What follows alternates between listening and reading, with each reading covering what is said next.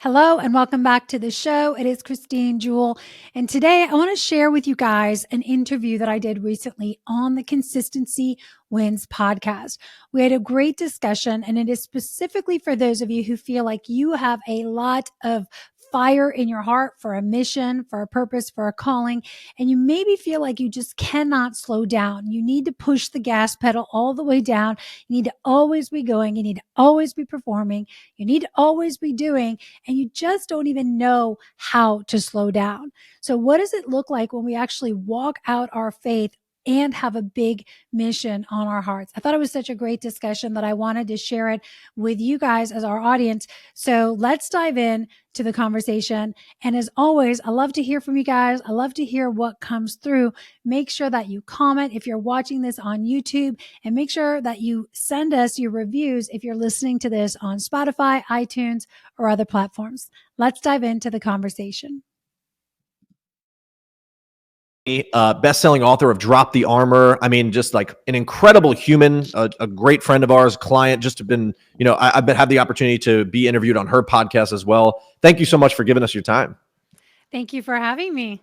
Absolutely. Let's dive right into it. So, I mean, like we were just going through like kind of a little bit of your story of how like your journey has gotten to where you're at today. Can you briefly, go through that with our clients, with our listeners, just around where you've gotten today, and then we'll go deep into, how you serve. Yeah, I'll just do a quick, like maybe 60-second version. I think some of us were born to be warriors at heart. We've been fighting battles since we were kids. We've been slaying, we've been pushing things. I grew up in Europe. My dad actually worked in the CIA when I was very young. So we traveled different countries. He was a very driven man, super performer. I watched him, go from there to climbing the corporate ladder, building an epic life, really lots of success, lots of money, best of everything. And I also saw him burn it all down. And so he ended up losing his family, his home, his kids. And it's funny because some of the things that drive us as we get older to drive ourselves to start new businesses, build companies, make money, it's like we're trying to run away from something that we experienced when we were younger, but we forget and we don't realize that we're actually using the same fuel to build the new empire, the new kingdom. And so I did that, right? I didn't build one, I built multiple companies, tech companies, software companies, holistic health and performance companies. And I woke up one day and I realized, wow, I have built this entire life of mine. It's a glass castle on quicksand. And so I hit this like perfect storm where everything burnt down. And I just realized, like, man, there's got to be a different way to build business and life in a way that's sustainable, that honors our drive for success, but is not fueled by anger or wounds of our past, but really like desire, inspiration, things that really light us up and Sure. add to our life. So here we are today. So So I good. work with a lot of executives and leaders that have built these entire lives of success. And then they're sitting there going, what am I doing? What am I doing this all for? Like, why is my marriage like this? Why do my kids maybe not want to hang out with me anymore? Why do I feel like I forget everything that used to excite me? Who am I? Why do you think that happens so often and so I feel like it was like a part of culture growing up as well, but I think it's swinging back pretty aggressively now over like, hey, let's build business around life. Let's optimize for net life, not just net worth. Yeah. But help us understand, like, what are the key bottlenecks that you're seeing? Because like it comes up in my life a lot where I struggle to be very present because I'm Yeah. just so business and growth focused. Help us understand like what you're walking through with a lot of these founders. Well, I think what you just said is so key. Presence is power. I always say, like, potency comes from presence. And yet, so many of us are so scattered. We live in a very distractible world. Even right now, I bet you guys listening, you're probably listening to this, your phone's going off, your email's bouncing, like you're thinking about 20 things that you have to do ahead of time. And I want to say yes to what you said. Like right now, there's a lot more awareness, there's a lot more talk about it. It didn't used to be the case. So we're really blessed in many ways. But I'll tell you, the number one thing that I see is that out the gate when people are young, they're hungry, they're driven, like they're on a mission, they want to build a great family, great businesses, and it's like they set the course and they put their head down and then they just go and then they just grind and then they get good at the grind.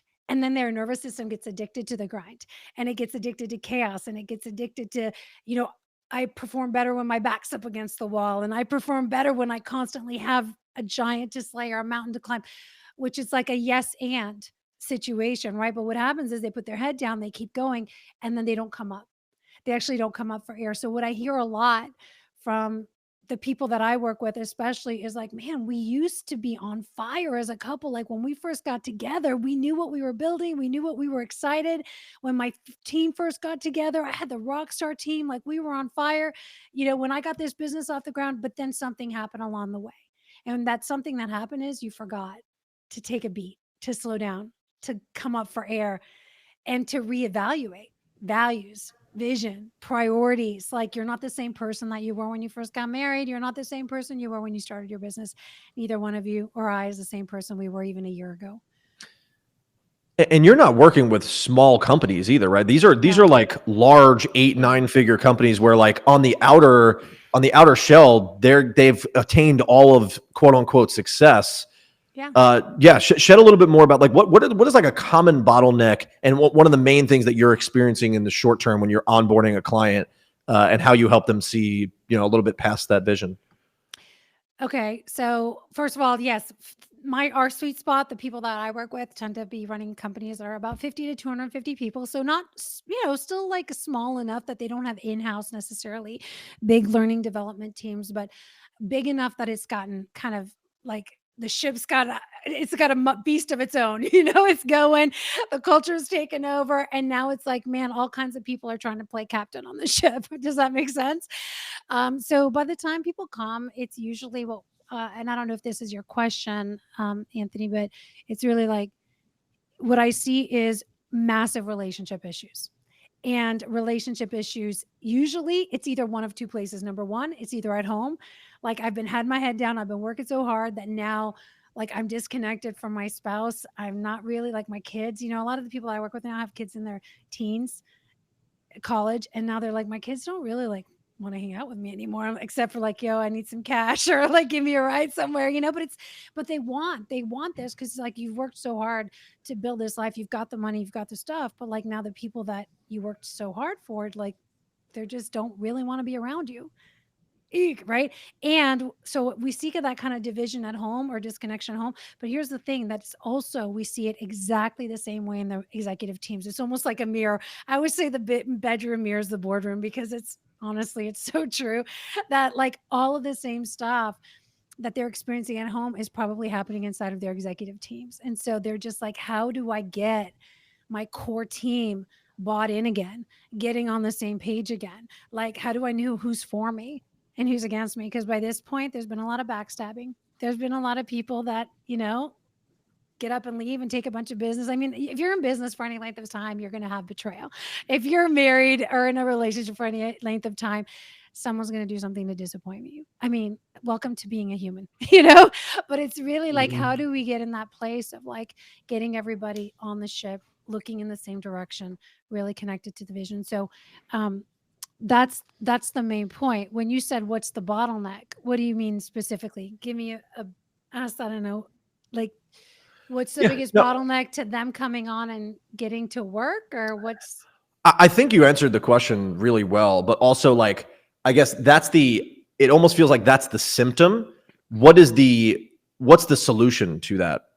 Like what is one of the first actions that you're taking if their relationship's bad, that they're not having relationships good in the business world, all that type of stuff. well, I would say you're absolutely right. So thank you for saying that because we talk a lot about symptoms, right? People diagnose a lot of symptoms, but I'm like, if you don't change the root, you're going to be having to deal with behavior modification all the time. That's why I hate programs that deal with modification or changing habits. Cause like, if you don't get to the root or the heart of something, you're just on this merry-go-round. I will say this, it is an addiction to speed in many way. Most high performers live in the land of restlessness. Their nervous system is addicted to this state of restlessness. There's actually a deep root of fear there. Fear of slowing down, fear of failing, fear of letting people down. It's crazy, right? Because we're like on the outside, you don't see fear. What you see is drive. But I would say that if we really, the first order of business is to get them to slow down. It's the hardest thing. It's the hardest thing, to get them to slow down, pump the brakes, like take a beat, take a minute. Lots of different ways we do that, lots of modalities and tools that we use, but to come up for air. And I just want to say that that is the most uncomfortable place it's the most uncomfortable place for so many of us. Me too. Yeah, I used to be a world-class athlete. Speed is my friend. I love anything that's downhill and fast, you know? But uh but the thing is like, and I remember going through this season in my life where God was like, "Woman, stop. Do I need to like beat you over the head?" And kind of like, yes, he did have to get me to the place where almost everything burnt down around me to slow down. Like, what's it going to take for you to slow down, to catch a breath, to realize like you were trying to play the God of our life? And it's a very heavy load that we're carrying. And we're actually like working against ourselves. We are the adversary that we're working so hard to beat.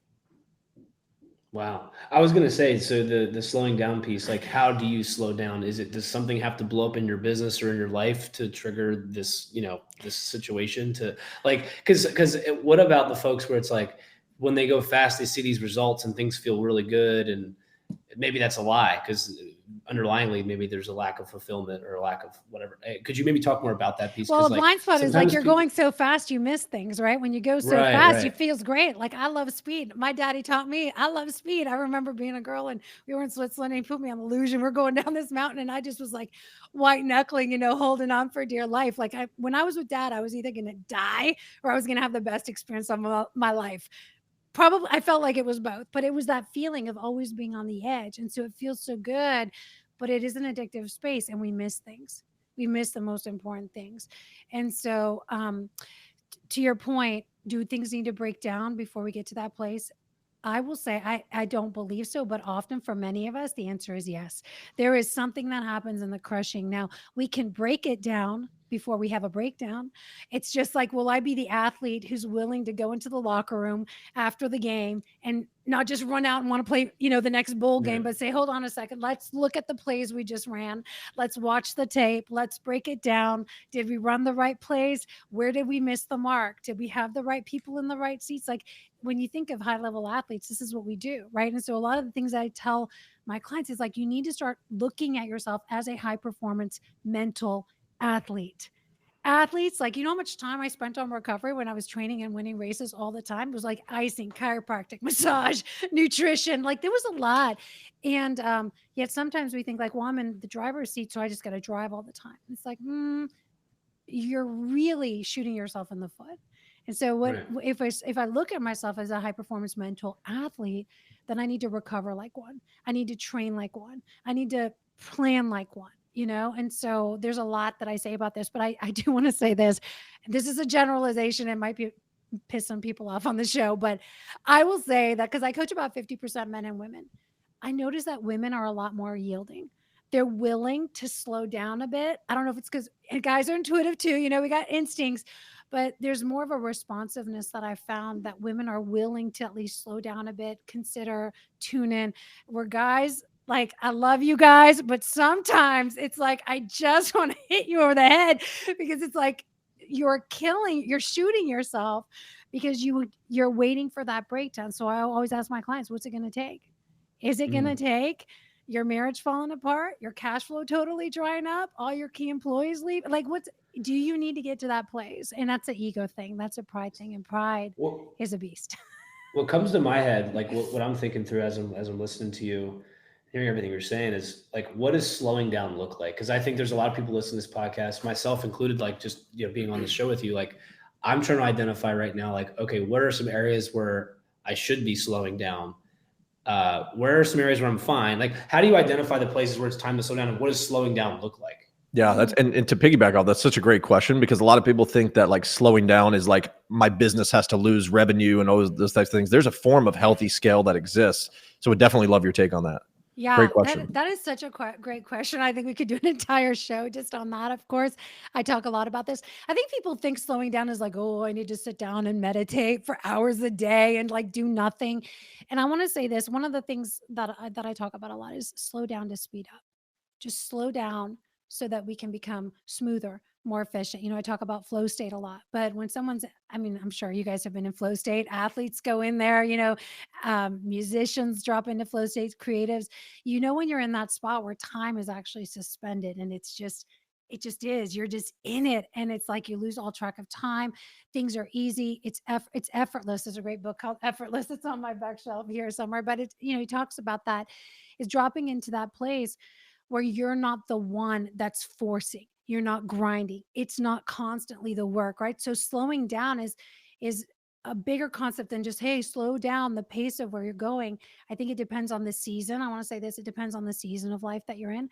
Sometimes the season of life is like, man, I have been going hard. I've been playing game day after game day after game day. It's time to rest. It's time to be off season for a second. And in the off season, that might be like, yeah, pulling back the load, but working on infrastructure, working on systems, right? Infrastructure, like building team, building people, reestablishing like what are the values that we stand for? Like what are our standards? Like, and so I say like those are prep days, right? We got to go back and like build the infrastructure. Sometimes that's what slowing down looks like. And it's funny because I will say that the times in my life and the times in my clients' life when they actually slow down to focus on that stuff, things start to speed up around them. It's Mhm. wild, right? Because they're like, oh, we should be focusing more on sales. We should be focusing more on growth and we should be driving. And we talk a lot about this in sales conversations like, hold on, slow down to speed up. Let's focus on the leading indicators, not the lagging indicators. Lagging indicators is what are our sales? What are our numbers, right?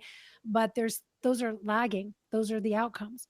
So that's number one. The second thing, too, is sometimes it's a season of like, you need to slow down or you are going to kill yourself or kill someone else. You're being reckless in your decision making. You're making decisions out of pressure. You're making decisions out of fear. We need to fill that seat. We need to fill it now. This is on fire. A lot of people are constantly putting out fires and they don't realize they're the ones holding the match. And so sometimes you just need to stop everything. And yeah, it's like time out. Get this guy off the field. Maybe that's 24 hours. That might be a week. And again, it's hard, right? Especially if you're the key man and you're the man and you're the one everybody depends on, but that's part of it. It's like being able to step away and trust. So sometimes that's slowing down means like time out. You need a break. You need to Mhm. sleep, right? You need total rest. And sometimes I think slowing down, some of the practices that I'll work my clients through is like literally just practice slowing down listening.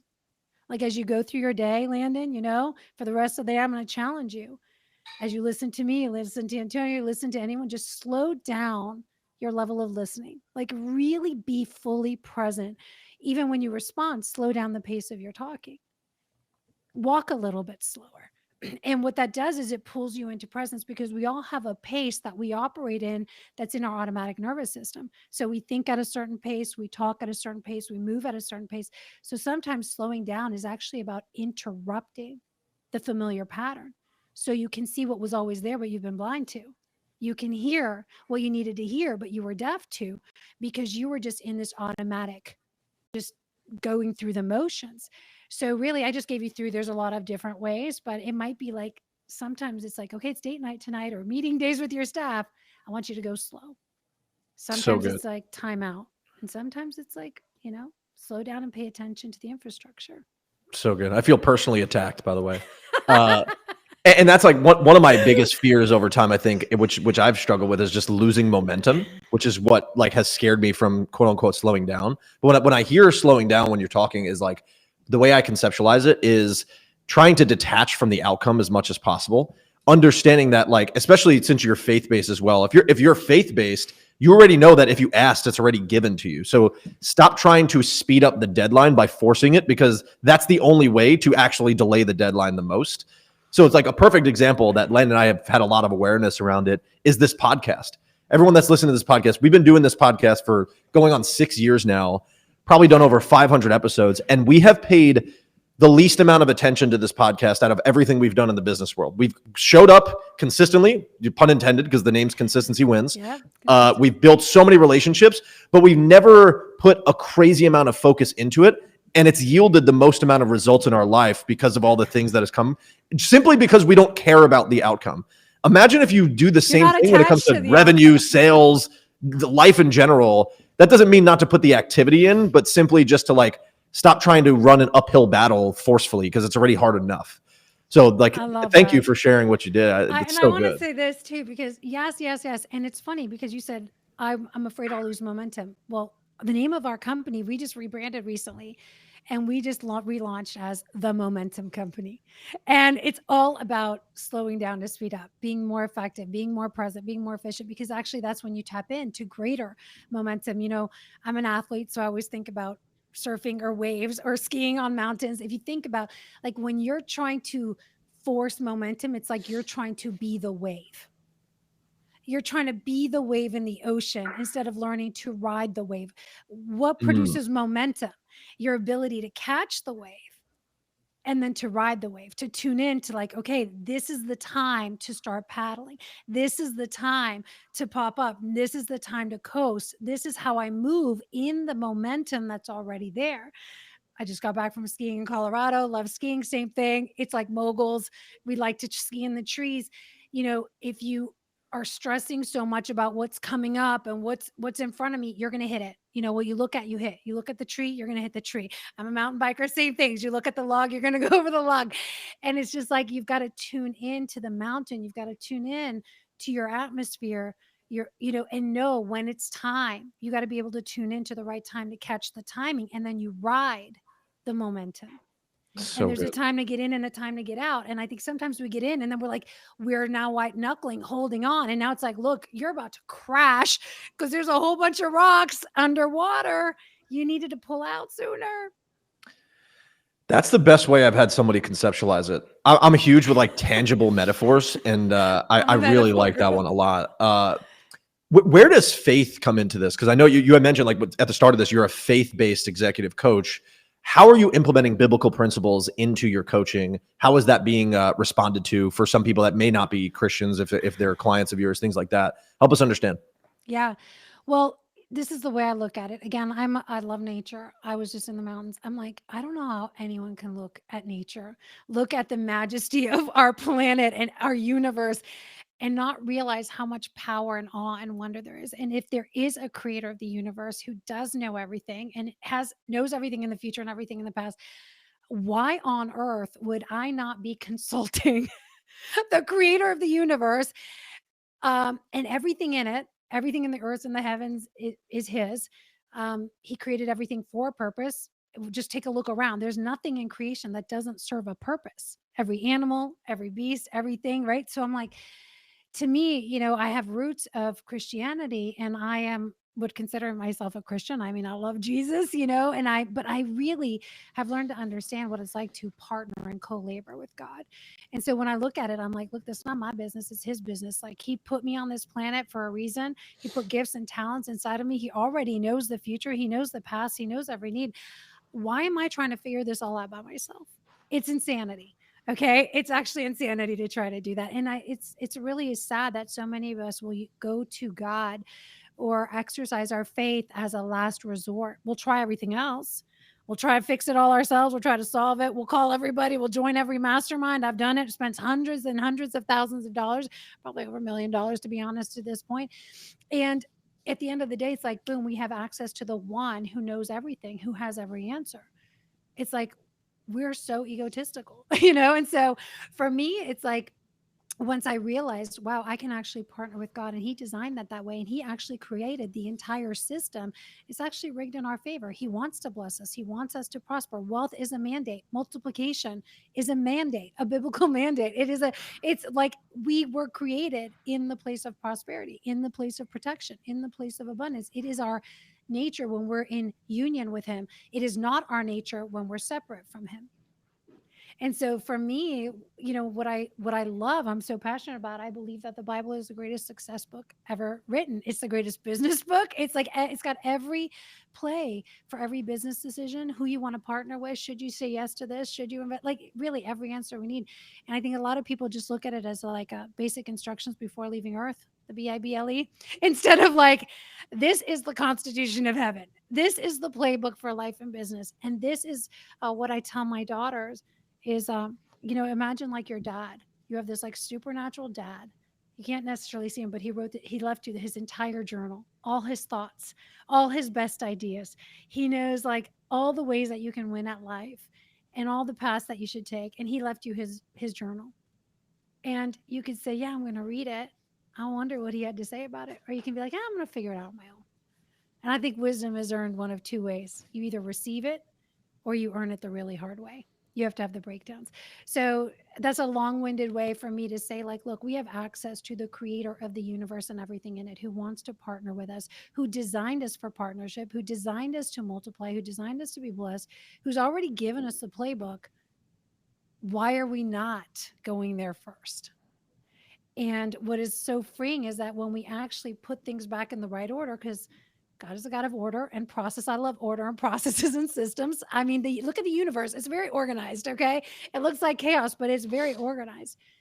When we follow a system, the system yields the results. And the system I is love you. it. Yeah, the system is unity. The system is relationship. The system is just surrendering and saying, yes, yeah, like your ways are higher than my ways. So let's go. I'm in. What does your flow look like day to day? Like, so how's Christine spending her time, throughout the week, throughout the weekends, as a business owner, a parent, Yeah. influencer, coach? Like, what's your flow look like? I love this question. It changes based on the seasons, of course. I just spent almost 2 weeks in Colorado.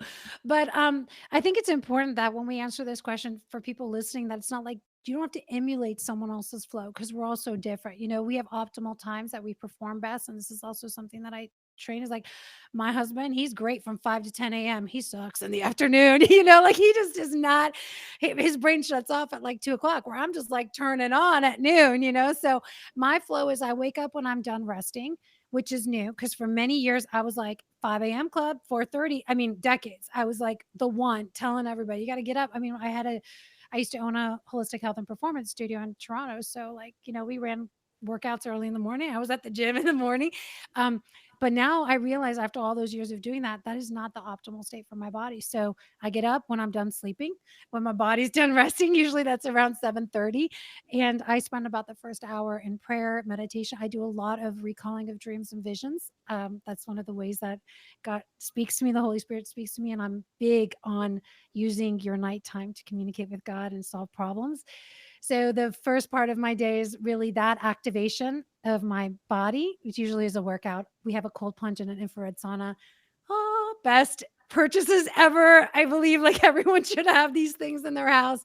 Um, but yeah, I have a nice slow morning, and then the front half of my day is creation. So I'm doing writing, reading, podcasting. I'm creating before I consume. I'm creating before I connect with other people. So I connect with God, connect with myself, connect with the vision, get in my body, and then I create, create, create. And then I do meetings, all of that stuff between like 1 and 5.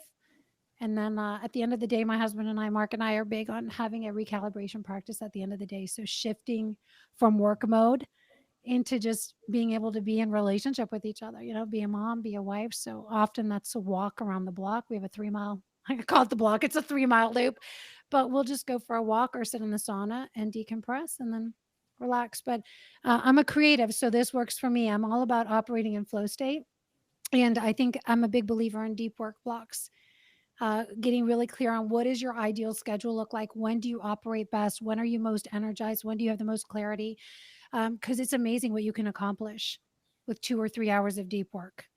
It's Way more insane. than you could do in a 12-hour day Big time. of forced Tactically, productivity. Yeah. tactically, there's an incredible book that changed my life called "At Your Best" by Carey Nieuwhof, and it's a biblical as well, Mm, but he talks about like I think it's starting to become more mainstream now, where everyone's like, oh, prioritize your time and time management. It's really about energy management, in my opinion, because everything is about energy management. Everything. 100%. And so, Yeah. like, for example, once you create enough awareness of understanding where you're at your best, you need to block off where the highest leverage activities, where you can communicate with God, you can be with yourself, and you can stay creative.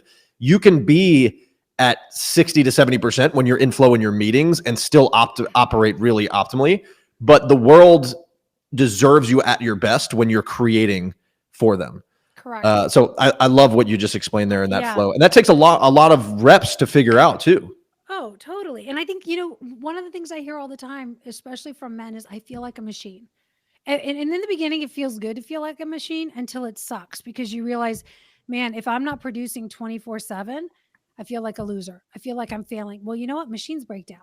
No, we're not designed to be machines. We're organic, creative beings. You're supposed to be creating, and there are seasons of production, right? And Yep. look at nature. But to your point, I one of the things that changed it for me, and actually I think there's a book right here, The Ruthless Elimination of Hurry. So The good. book, so good. But I study Jesus. I do. I study Jesus as a leader. I study him as a so many different facets of him. And one of the things for me was like Jesus was never in a hurry. Okay. I cannot think of one person on the planet who had a bigger job. Okay. He built the greatest franchise model in all of history. His message is still like the greatest influence on humanity ever. And really, what did he do? He woke up, he spent time in solitude. I looked at his rhythms. I'm like, what was his rhythms?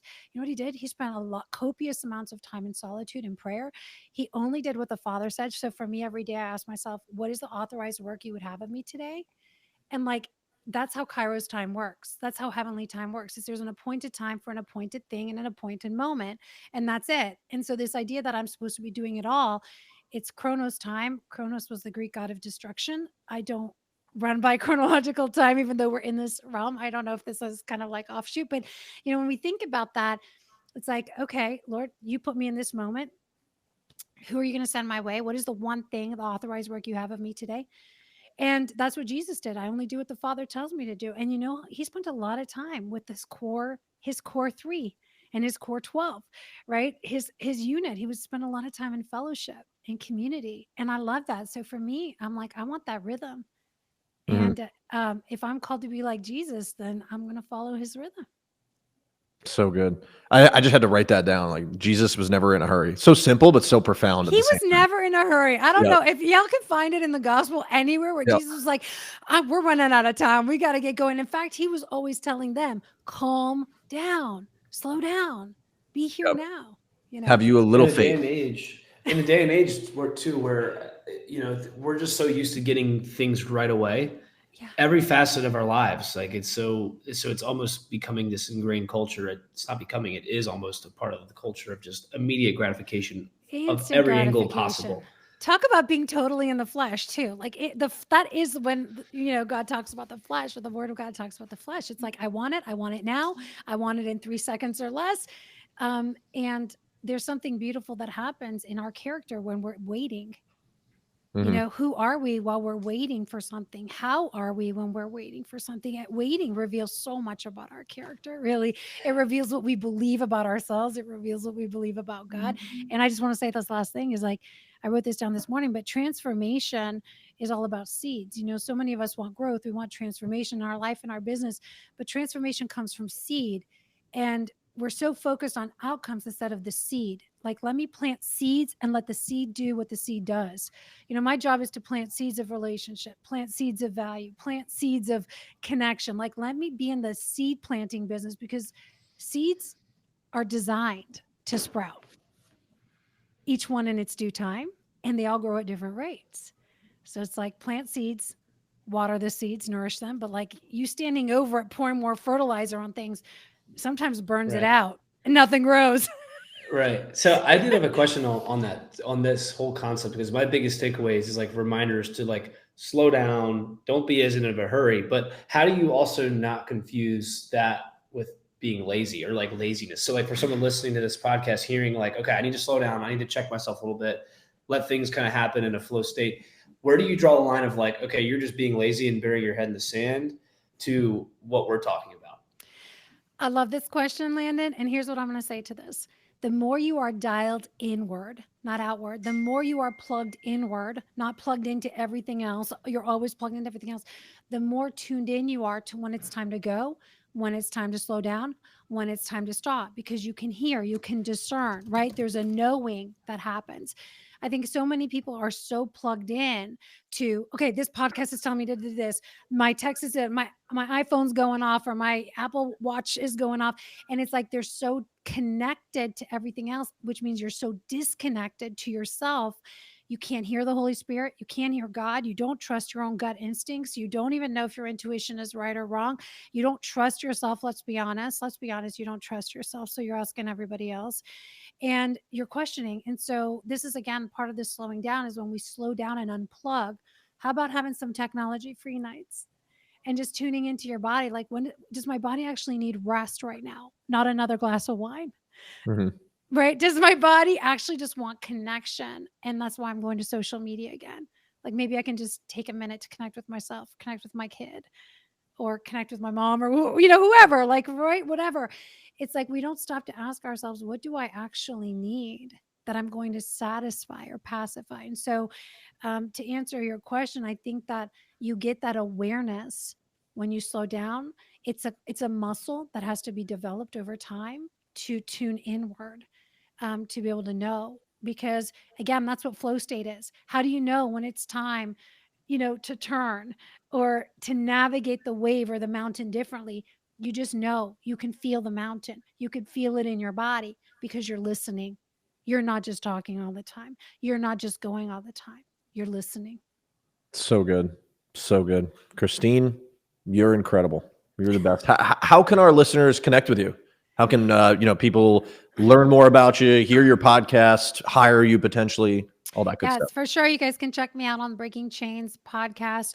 Also, get my book, Drop the Armor, if you're interested in diving in. It's juicy. It's a great read. There's actionable exercises at the end of every chapter. So that's available on Amazon, Barnes and Noble, Audible. If you're an audio person, if you buy it direct through me, I think we could share the link with you guys. There's a $200 bundle that comes with that, fillable PDF journals and stuff like that.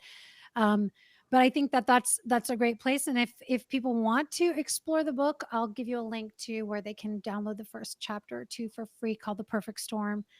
And if it relates to you, then we can go from there. Cool. You are the best, Christine. We are blessed to be in your life and be a part of it.